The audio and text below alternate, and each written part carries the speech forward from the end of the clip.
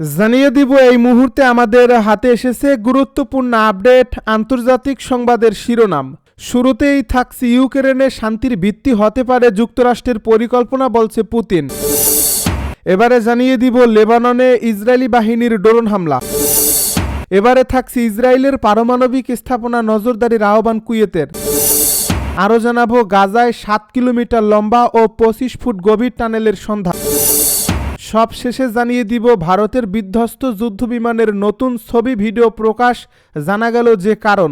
এতক্ষণ শুনছিলেন হাতে থাকা আপডেট সংবাদের শিরোনাম, এবারে বিস্তারিত। তবে তার আগে অনুরোধ রইল ভিডিওটিতে একটি লাইক এবং কমেন্ট করে জানিয়ে দিন ভিডিও সম্পর্কে আপনার মূল্যবান মতামত। আরও জানিয়ে দিন ভিডিওটি কোথা থেকে দেখছেন বা কোন জেলা থেকে দেখছেন। ইউক্রেনে শান্তির ভিত্তি হতে পারে যুক্তরাষ্ট্রের পরিকল্পনা, জানালো পুতিন। ইউক্রেনের যুদ্ধের অবসানের জন্য যুক্তরাষ্ট্রের প্রেসিডেন্ট ডোনাল্ড ট্রাম্পের নেতৃত্বাধীন প্রশাসন যে শান্তি পরিকল্পনা পেশ করছে তা দেশটিতে স্থায়ীভাবে শান্তি স্থাপনের ভিত্তি হতে পারে বলে মনে করেন রাশিয়ার প্রেসিডেন্ট ভ্লাদিমির পুতিন।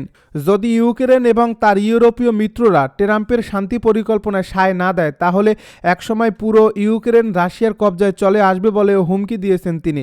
গতকাল রাজধানী মস্কোতে রাশিয়ার সর্বোচ্চ নিরাপত্তা সংস্থা রাশিয়া সিকিউরিটি কাউন্সিলের বৈঠকে এ সম্পর্কে কথা বলেছেন পুতিন। তিনি বলছেন, আমার বিশ্বাস এটি ইউক্রেনে স্থায়ী শান্তির ভিত্তি হতে পারে। মার্কিন প্রশাসন অবশ্য এখন পর্যন্ত এ পরিকল্পনার ব্যাপারে ইউক্রেনের সম্মতি আদায় করতে পারেনি, কারণ ইউক্রেন এই প্রস্তাবের বিরুদ্ধে। যদি কিয়েভ প্রেসিডেন্ট ট্রাম্পের প্রস্তাব নিয়ে আলোচনা করতে না চায় কিংবা প্রত্যাখ্যান করে, সেক্ষেত্রে ইউক্রেন এবং তার যুদ্ধবাজ ইউরোপীয় মিত্রদের এটা বোঝা উচিত যে সম্প্রতি আমরা পূর্ব ইউক্রেনের প্রধান শহর কুপিয়ানস্ক দখল করছি এবং যুদ্ধবিরতি না ঘটছে একসময় পুরো ইউক্রেন আমাদের কবজা আসবে। লেবাননে দখলদার ইসরায়েলি বাহিনীর ড্রোন হামলা।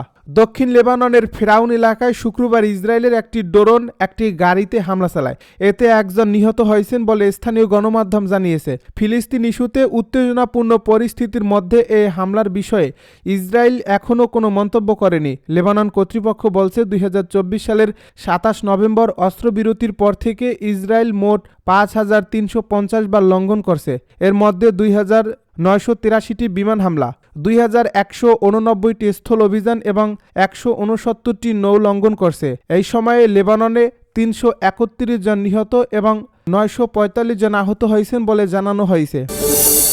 ইসরায়েলের পারমাণবিক স্থাপনা নজরদারির আহ্বান কুয়েতের। ইসরায়েলের পারমাণবিক কার্যক্রম আন্তর্জাতিক পরিদর্শনের আওতায় আনার দাবিতে আন্তর্জাতিক সম্প্রদায়ের প্রতি আহ্বান জানিয়েছে কুয়েত। দেশটির অস্ট্রিয়া স্থায়ী প্রতিনিধি ও আন্তর্জাতিক সংগঠন সমূহে নিয়োজিত রাষ্ট্রদূত তালাল আল ফাসাম শুক্রবার ভিয়েনার আন্তর্জাতিক পারমাণবিক শক্তি সংস্থা বোর্ড অব গভর্নর্সের এক অধিবেশনে দাবি তোলেন। তিনি বলেন, আরব গ্রুপের পক্ষ থেকে উত্থাপিত মতামতকে কুয়েত সমর্থন করে এবং আইএই এর ভূমিকা অত্যন্ত গুরুত্বপূর্ণ, কারণ এ সংস্থাই পারমাণবিক কর্মসূচির শান্তিপূর্ণ ব্যবহারের নিশ্চয়তা যাচাইয়ের বৈধ কর্তৃপক্ষ।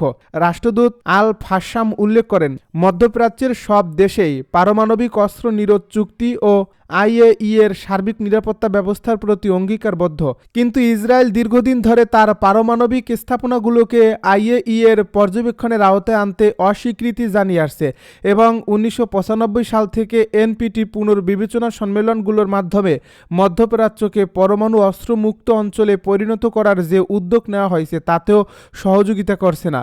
তিনি আরও বলেন, ইসরায়েল জাতিসংঘ নিরাপত্তা পরিষদের প্রস্তাব 887 মানতে ব্যর্থ হয়েছে। ওই প্রস্তাবে ইসরায়েলের সব পারমাণবিক স্থাপনাকে আন্তর্জাতিক নিরাপত্তা ব্যবস্থার আওতায় আনার বিষয়ে নির্দেশনা রয়েছে। একই সঙ্গে 1995 সালের এনপিটি পুনর্বিবেচনা সম্মেলন এবং আইএই এর সাধারণ সম্মেলনের 53তম অধিবেশনের সিদ্ধান্ত সমূহ ইসরায়েলের ইচ্ছার অভাব স্পষ্ট। কুয়েতি রাষ্ট্রদূত জোর দিয়ে বলেন, ইসরায়েলের পারমাণবিক সক্ষমতা ও নিরাপত্তা পর্যবেক্ষণের বিষয়টি বাস্তবসম্মত অগ্রগতি না হওয়া পর্যন্ত আইএই এর আলোচ্য সূচিতে থাকা উচিত। গাজায় 7 কিলোমিটার লম্বা ও 25 ফুট গভীর টানেলের সন্ধান। যুদ্ধবিধ্বস্ত গাজায় ফিলিস্তিনি প্রতিরোধ আন্দোলন হামাসের একটি বড় টানেল খুঁজে পাওয়ার দাবি করেছে ইসরায়েলের প্রতিরক্ষা বাহিনী আইডিএফ। নতুন সন্ধান পাওয়া এই টানেলটি 7 কিলোমিটার লম্বা, 25 ফুট গভীর। বৃহস্পতিবার সামাজিক যোগাযোগ মাধ্যমে এক্সে দেওয়া এক পোস্টে এই তথ্য জানিয়েছে আইডিএফ। এই পোস্টে বলা হয়েছে 7 কিলোমিটার লম্বা এই টানেলটি গাজার দক্ষিণের ঘনবসতিপূর্ণ রাফা শহরের নিচ দিয়ে গিয়েছে। এছাড়া জাতিসংঘের ফিলিস্তিনি শরণার্থী সংস্থা ইউএনআরডব্লিউ শিশুদের স্কুল, হাসপাতাল এবং মসজিদের মধ্য দিয়ে টানেলটি গিয়েছে বলেও দাবি করছে আইডিএফ। ইসরায়েলি সেনাবাহিনী আরও দাবি করে হামাস কমান্ডাররা অস্ত্র সংরক্ষণ, আক্রমণ পরিকল্পনা এবং বসবাসের জন্য এই টানেলটি ব্যবহার করত। আইডিএফের তথ্যমতে নতুন সন্ধান পাওয়া এই টানেলটি 7 কিলোমিটার লম্বা, 25 ফুট গভীর এবং ভেতরে অন্তত 80টি গোপন কক্ষ রয়েছে। ইসরায়েলি সংবাদ মাধ্যম টাইমস অফ ইসরায়েলের এই প্রতিবেদনে বলা হয় 2014 সালে হামাসের হাতে নিহত ইসরায়েলের সেনা সদস্য হাদার গোল্ডেনকে এই সুড়ঙ্গে রাখা হয়েছিল। প্রায় 11 বছর পরে চলতি নভেম্বর মাসের শুরুতে সেখান থেকেই গোল্ডেইনের দেহাবশেষ খুঁজে পায় ইসরায়েলের প্রতিরক্ষা বাহিনী। আইডিএফ আরও জানায়, গত মে মাসে হামাসের অন্যতম শীর্ষ নেতা মোহাম্মদ সিনওয়ারের সঙ্গে নিহত মুহাম্মদ শাবানাহা সহ সিনিয়র হামাস কমান্ডারের কমান্ড পোস্ট হিসেবে ব্যবহৃত কক্ষগুলো খুঁজে পেয়েছে তারা। পৃথক আরেকটি পোস্টে আইডিএফ জানায়, হাদার গোল্ডেইন হত্যার সঙ্গে জড়িত সন্দেহে এক হামাস সদস্যকে গ্রেপ্তার করেছে তারা। গাজার যে সুড়ঙ্গে হাদার গোল্ডেইনের মরদেহ রাখা হয়েছিল সেটি 7 কিলোমিটার দীর্ঘ, 80টি কক্ষ রয়েছে বলে জানায় আইডিএফ। ভারতের বিধ্বস্ত যুদ্ধবিমানের নতুন ছবি ভিডিও প্রকাশ, জানা গেল যে কারণ। দুবাই এয়ার শোর উড়োজাহাজ প্রদর্শনী চলাকালে ভারতের একটি যুদ্ধবিমান বিধ্বস্ত হয়েছে। এই ঘটনায় নতুন বেশ কিছু তথ্য সামনে এসেছে। শনিবার ভারতীয় সংবাদ মাধ্যম এনডিটিভির এক প্রতিবেদনে এই তথ্য জানানো হয়েছে। এতে বলা হয়েছে, প্রদর্শনী চলাকালে এলসিএ তেজস ভয়াবহ দুর্ঘটনার শিকার হয়। এ সময় উপস্থিত দর্শনার্থীরা মুহূর্তটির ভিডিও ধারণ করেন। এতে আকাশে কসরত করার সময় হঠাৎ নিয়ন্ত্রণ হারিয়ে বিমানটিকে মাটিতে আছড়ে পড়ে আগুন ধরে যেতে দেখা যায়। মুহূর্তের মধ্যেই আকাশে কালো ধোঁয়ার স্তম্ভ উঠতে দেখা যায়। দুবাইয়ের আল মাকতুম আন্তর্জাতিক বিমানবন্দরে স্থানীয় সময় দুপুর 2:10 দিকে এই দুর্ঘটনাটি ঘটে। এ সময় দর্শকরা তাদের আসন থেকে লাফিয়ে ওঠে মোবাইলের দৃশ্যটি ধারণ করতে থাকেন। প্রত্যক্ষদর্শীরা রিয়েল এস্টেটে পরামর্শদাতা আবু বকর নিজের ধারণ করা ভিডিওতে দুর্ঘটনার কয়েক সেকেন্ড আগে তেজসের গতি ও অবস্থান পরিবর্তনের দৃশ্য তুলে ধরেন। তিনি বলেন, এই জেটটি নিচে নেমে আসছিল। আমরা ভেবেছিলাম পাইলট আবার উপরে তুলবেন, কিন্তু মুহূর্তের মধ্যেই এটি বিধ্বস্ত হয়। এ প্রতিবেদনে বলা হয়েছে, এক আসনের এলসিএ তেজস বিমানটি একটি নেগেটিভ জি ম্যানুভার সম্পন্ন করার পর রোল ম্যানোভারে প্রবেশ করছিল। তবে তখন এই বিমানটি অত্যন্ত নিচু উচ্চতায় ছিল।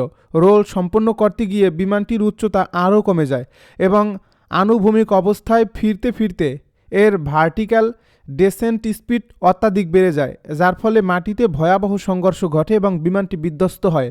এই দুর্ঘটনার পরে পাওয়া ছবিতে দেখা যায় আগুনে পুড়ে যাওয়া বিমানের ধ্বংসাবশেষ, চারদিকে ছড়িয়ে থাকা কালো বিকৃত ধাতব অংশ।